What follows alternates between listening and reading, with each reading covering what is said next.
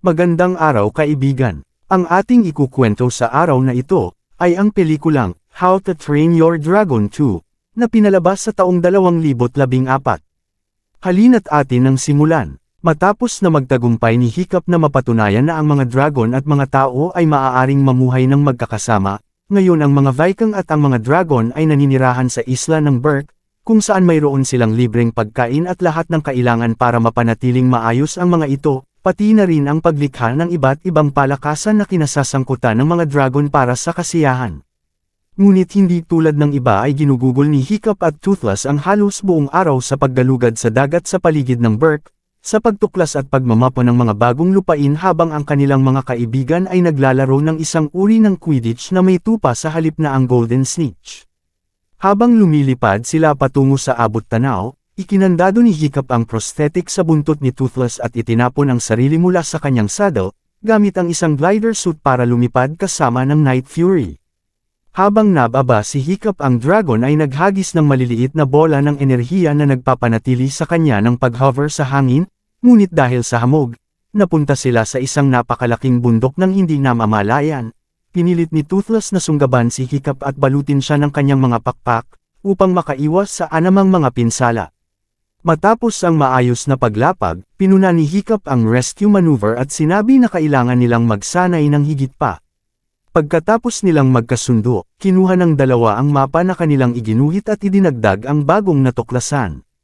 Ngunit bago sila lumipad ay dumating si Astrid at nagsimulang makipag-usap kay Hiccup, natuklasan na iniiwasan niya na bumalik sa Berk dahil gusto ni Stuart na italaga siya bilang bagong pinuno ng nayon. Habang pinag-uusapan nila ang tungkol sa responsibilidad ay nakakita sila ng malaking usok sa gitna ng isla at nagpa siya na pumunta doon upang mag-imbestiga. Pagdating nila ay nakakita sila ng malalaking spike ng yelo sa gitna ng katubigan. Sa paglipad nila sa ibabaw ng lugar ay nakakita sila ng ilang mga barko na tinusok ng mga kristal, pati na rin ang ilang mga sasakyang dagat na buo pa rin.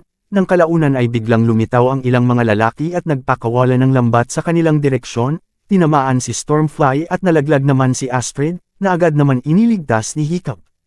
Ang Deadly Nadder ay nahulog sa barko ng mga kalaban at siya ay naghagis ng ilang mga tinik, ngunit ang mga lalaki ay nakaiwas at siya'y napigilan. Dito ay lumapag si Toothless at Hiccup sa barko upang iligtas ang dragon. Sa paglapag nila ay naglabas si Hiccup ng isang espada na nag-aapoy, at hiniling sa kanila na palayain si Stormfly, ngunit tumanggi si Eret, ang pinuno ng mga mangangaso, at sinabing kukunin niya ang Deadly Nadder at Night Fury para maging bahagi ng Dragon Army ni Drago. Sumagot si Hiccup na ayaw niya ng gulo at muling hiniling sa kanila na palayain si Stormfly, ngunit tumanggi muli si Aerith at inutusan ang kanyang mga tauhan na dakpin ang Night Fury. Si Toothless ay bumuga ng isang bola ng enerhiya sa mga ice spine sa itaas nila, at nauwi sa pagbagsak ng isang higanteng stalactite sa mga ito, na naging sanhi naman ng pag-alis ng mga lalaki sa daanan, at nagawa ni Hiccup na palayain si Stormfly na nagpapahintulot sa kanila na makatakas, habang sina Aerith at mga kasamahan nito ay nakatingin na lamang. Pagbalik nila sa Berk, si Hiccup ay pumunta sa kanyang ama at sinubukang sabihin ang tungkol sa nangyari, ngunit iniisip ni Stuart na gusto niyang pag-usapan ang tungkol sa pamumuno sa nayon, at sinimulan siyang bigyan ng ilang mga payo kung paano maging isang mahusay na pinuno. Pero siya'y napahinto, nang banggitin ni Hiccup ang pangalan ni Drago the Blood Beast at ang kanyang hukbo ng mga dragon. Dahil kilala niya kung sino ito, bigla na lang niyang inutos na ang lahat ng mga dragon ay ikulong at i-lock ang lahat ng pasukan sa Berk, na nagbabawal sa mga mamamayan na umalis sa isla. Sa pagnanais na panatilihin ang kapayapaan, iminungkahi ni Hiccup na pumunta sa lugar ni Drago upang makipag-usap, ngunit sinabi ni Stuart na tapos na ang mapayapang panahon at dapat nilang patibayin ang kanilang mga depensa para sa darating na digmaan, at sinabing hindi niya dapat kausapin si Blood Beast. Ngunit hindi ito sinunod ni Hiccup, at siya'y nagpumilit na umalis at siya ay sinundan ni Astrid. Dito ay nakita nila ang barko ni Aerith, na naglalayag patungo sa pinagtatagwan ni Drago. Upang maisakatuparan ang kanyang layunin, binigay ni Hiccup ang kanyang sarili at pumasok sa isa sa mga kulungan ng dragon ng mag-isa.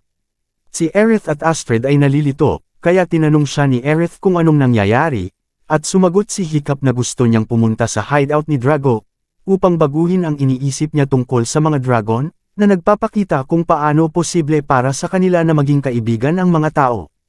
Sa sandaling iyon, si Hiccup ay nakuha ng dragon at si Toothless ay umakyat sa poste para iligtas siya. Pero nakita niya na si Snoutloud iyon, kaya tiningnan na lamang siya ni Toothless. Sa kagustuhang mahuli ang mga dragon, sinimulan ng mga mangangaso ang pagpapaputok ng mga lambat sa direksyon ng nilalang, ngunit huminto sila nang lumapag si Stoat sa barko, at itinulak si Aerith papalayo na parang wala lang. Inutusan ni Stoat ang kanyang anak na sumakay sa kanyang dragon at umuwi, ngunit pinipilit ni Hiccup na makipag-usap kay Drago. Dito ay nagpasya si Stoat na sabihin sa kanya ang tungkol sa araw, kung kailan nagkita ang mga pinuno ng nayon upang pag-usapan ang mga dragon, pero biglang lumitaw si Bloodbeast na nagsasabing, makokontrol niya ang mga nilalang at mapanatiling ligtas ang lahat kung papayag silang pagsilbihan siya. Habang tinatawanan nila ang kanyang panukala, umalis ang lalaki sa bulwagan na sumisigaw na gusto niyang makita kung ano ang gagawin nila kung wala siya, at inutusan niya ang kanyang mga dragon na salakayin ang pagpupulong, sinunog ang kisame at ginawang abo ang lahat ng nasa bulwagan, at tanging si Stoat lamang ang natirang buhay. Sinabi niya na ang lalaking kumikitil ng buhay ng walang dahilan, ay hindi kayang kumbansihin, at muling hiniling sa kanyang anak na sumakay kay Night Fury. Ngunit si Hiccup ay nagpipilit sa pag-uusap at nagsasabi, na kung nakumbinsi niya siya ay maaari rin niyang kumbansihin si Drago at tapos ay umalis.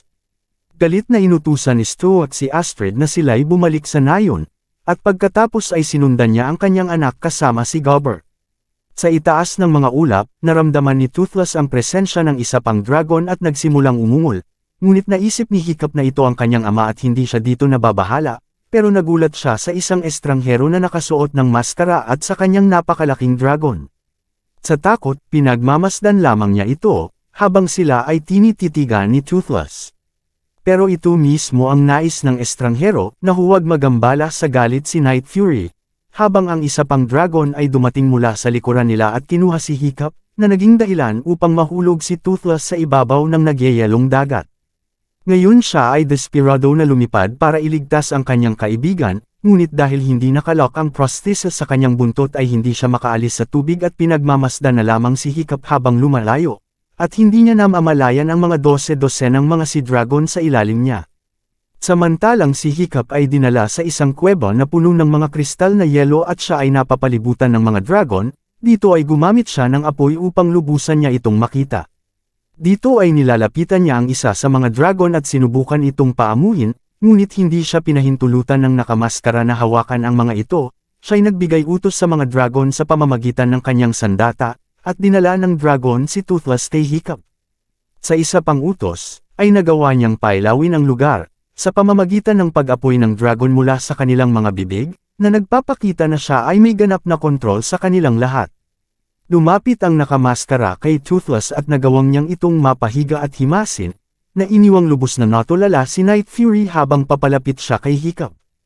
Sa malapitan ay napansin niya ang tanda ng kanyang anak, at agad niya itong nakilala, kaya tinanggal niya ang kanyang maskara at ipinakilala ang kanyang sarili na siya ang kanyang ina.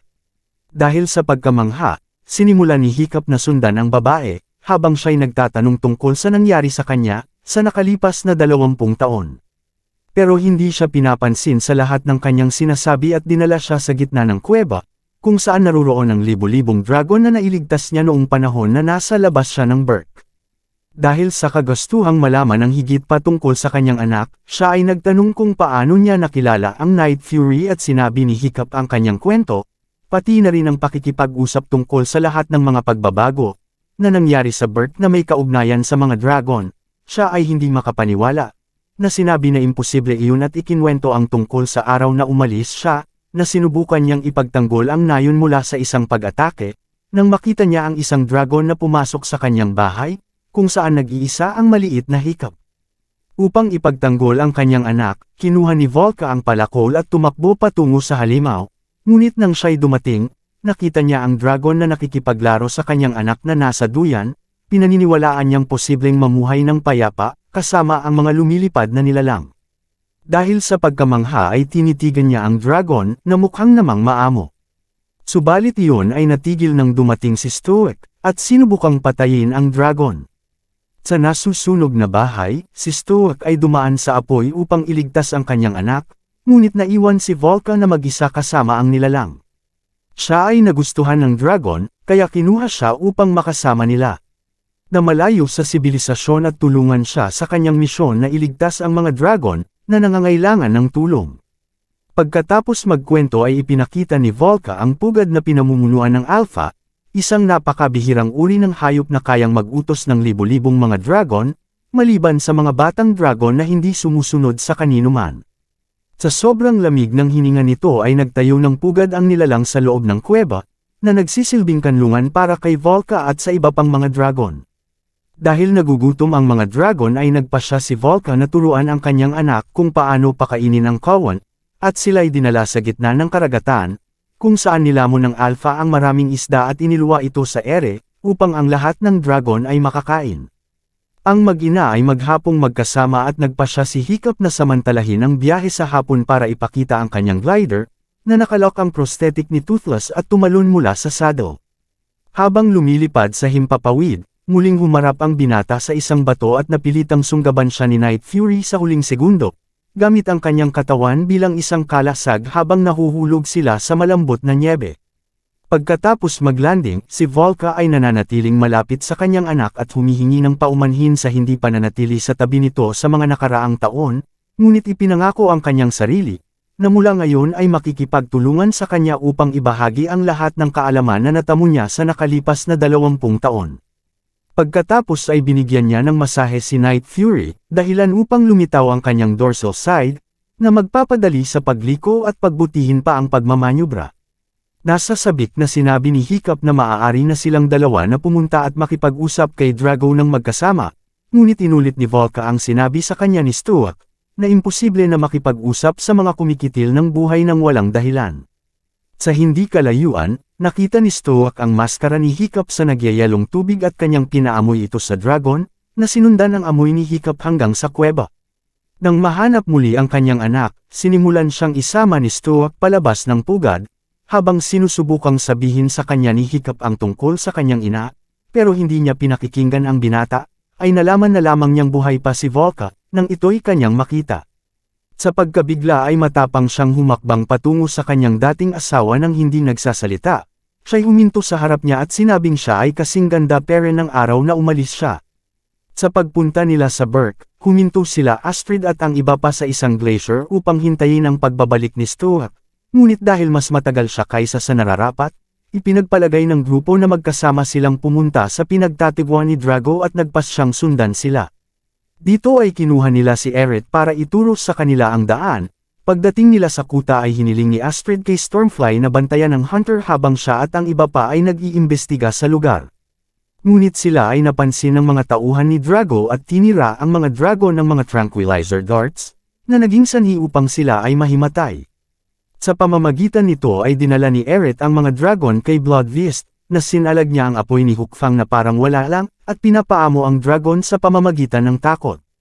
Sa sandaling iyon, nakita ni Drago ang mga naninirahan sa Burke at tinanong kung sino sila, na nagpaunawa kay Astrid na si Hiccup ay hindi pa nakarating doon. Sinubukan niyang takutin ang kalaban sa pagsasabi na sila ay higit sa 100, na puno ang isla ng mga Dragon Rider at madali lang sila nitong mahahanap, na sinabi rin na kung sila ay sasaktan, si Hiccup na isang Dragon Master ay darating upang durugan silang lahat. Dahil dito siya ay nagalit, na sa kanyang pagkakaalam ay nag-iisa lamang siyang Dragon Master. Agad niyang pinag-utos na itigil ang kanilang paghahanda at sinabing sila'y lulusob sa kampo ng mga Dragon Rider. At tatalunan nila ang mga Alpha, pagkatapos ay sasakupan nila ang Burke. Pinag-utos din niya na patayin sila Eret at ang mga kaibigan ni Hiccup, ngunit si Eret ay lumaban at nagpasya na tulungan sila Astrid, pinatumba niya ang mga tauhan ni Drago at pinalaya niya ang lahat ng mga bilanggo, kabilang na ang mga dragon. Sa kuweba, si Volca at si Stuart ay nagkakaroon ng kanilang romantikong pagkikita, nang dumating si Drago at nagsimula ng digmaan. Upang akitin ang Alpha, nagtakda si Drago ng ilang mga bitag kasama ang mga Chain Dragons, ngunit dinasarmahan silang lahat ni Snoutlout at ng iba pa, habang sila ay nasa barko. Pinakawalan nila ang ibang mga dragon, at nagawa nilang talunin ang iba pang mga kalaban. Sa kabila ng pagiging outnumber, ang mga naninirahan sa Burke ay pinamamahalaang manatili sa unahan at nagdulot ng malaking pinsala sa hukbo ni Drago, ngunit dahil ayaw nilang masaktan ang mga dragon, nagpa siya si Volca na lumabas kasama ang Alpha, upang subukang makontrol ang lahat ng mga dragon. Sa sandaling makita niya si Volca, nagpakawala sila ng isang lambat na nagpatimba sa kanyang dragon. Si Drago ay hinarap si Volca, at sinabing nagdala siya ng isang challenger para sa kanyang Alpha. Sa sandaling iyon, isa pang napakalaking dragon ang lumabas mula sa kailaliman ng dagat. Ito'y patungo sa tuyong lupa, upang labanan ang kasalukuyang pinuno ng pugad. Dito ay abala si Drago sa pag-utos sa malaking dragon, kaya sinamantala ito ni Volca at hinampas niya ito sa likod, ngunit wala itong epekto sa kanya at madali lang siyang pinatumba nito. Ngayon siya'y nalalagay sa delikadong sitwasyon at gusto na siyang tapusin ni Drago. Sa mga huling sandali, nagawang iligtas ni Stoic ang kanyang asawa at nagawang pigilan si Bloodfist. Hiniling ni Stoic sa kanya na tulungan ang Alpha, habang siya na ang bahalang humarap kay Drago ng mag-isa. Kahit na siya ay napakalakas, ang pinuno ng Berk ay may pantay na lakas sa kanya. Nagawa niya itong masuntok ng sunod-sunod, hanggang siya ay nahampas ng isang sibat at napatalsik sa malayo. Habang ang dalawang naglalakihang dragon ay nagsimulang makipagpalitan ng mga headbutt gaya ng dalawang elepante, na humahampas sa bawat isa na may pambihirang lakas. Kahit na sa kabila ng pagtulong ni Volca, ang kanilang Alpha ay natalo sa pakikipaglaban. Ngayon ay nakontrol na ni Drago ang lahat ng mga dragon, at inutusan niya ang malaking dragon na atakihin si Volca. Dito ay tinamaan ang buntot ng dragon ni Volca, kaya nagsimula siyang mahulog. Upang iligtas siya, si Stoic ay agad na lumipad at tumungo sa kanya, sinalo niya ang kanyang asawa habang siya ay nahuhulog, at itinusok ang kanyang palakol sa yelo upang mabawasan ang bilis ng kanilang pagbagsak. Sa sandaling iyon, si Hiccup ay lumapag malapit kay Drago at sinimulan niyang kumbansihin ito na huminto, gamit ang kanyang mabait na pananalita, ngunit si Drago ay nagpakita ng kanyang putol na braso, at sinabi na ang mga dragon ang dahilan kung bakit iyon nawala, kabilang na ang pagkawasak ng kanyang nayon at pagkamatay ng kanyang pamilya.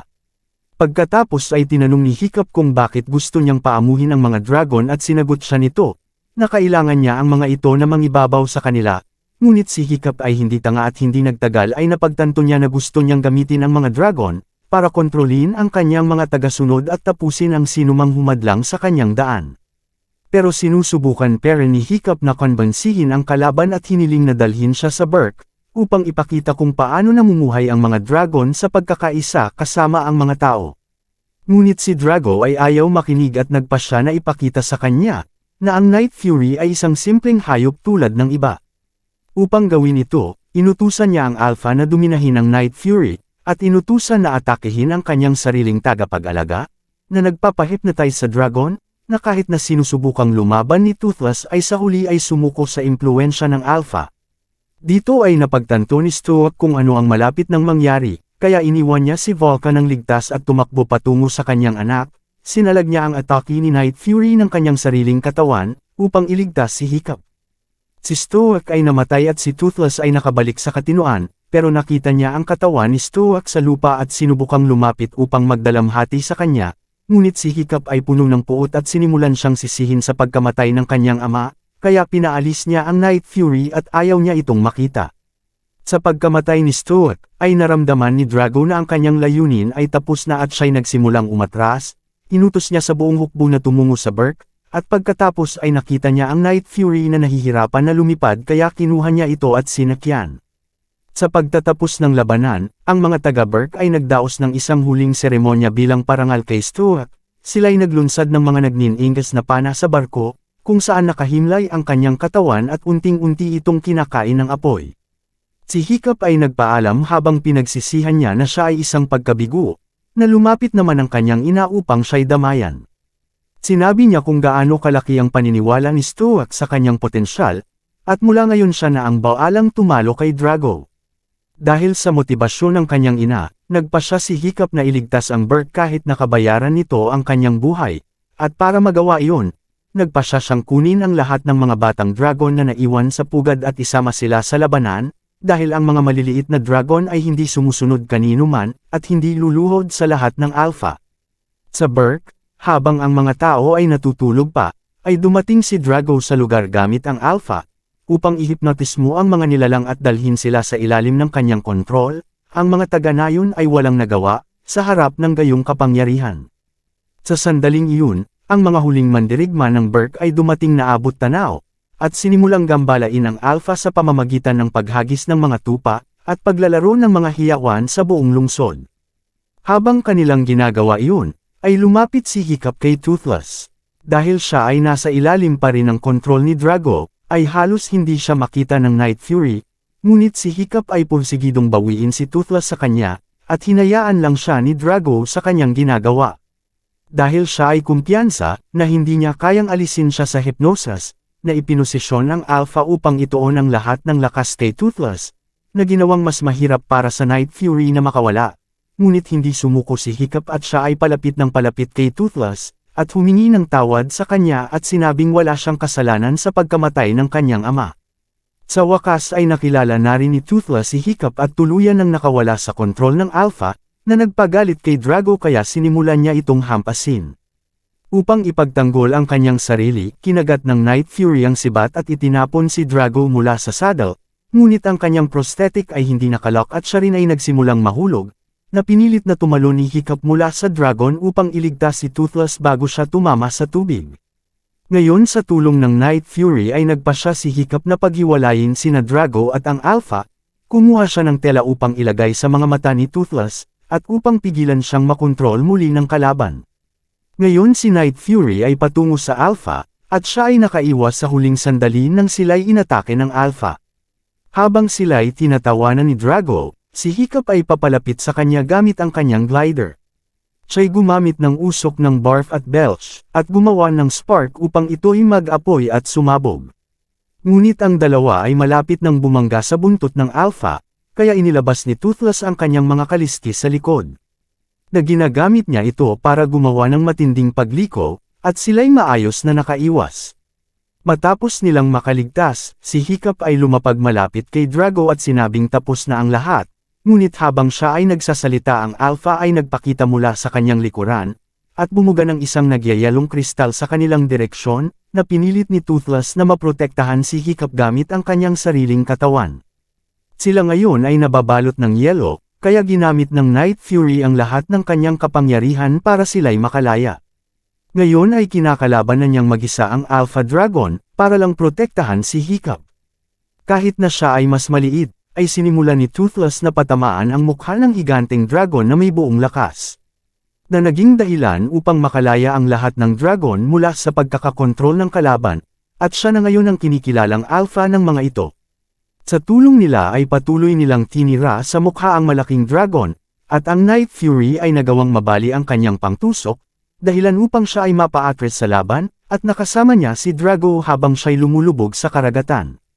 Ngayon malaya na ang lahat at iginagalang ng mga dragon ang bago nilang Alpha, na nanunumpa ng walang hanggang katapatan sa maalamat na Night Fury, habang si Hiccup ay lumuhod sa harap ng Elder at siya ay itinalaga nila bilang bagong pinuno ng Berk, at ibinalik ang nayon sa kapayapaan at ginawang tunay na paraiso para sa mga nilalang.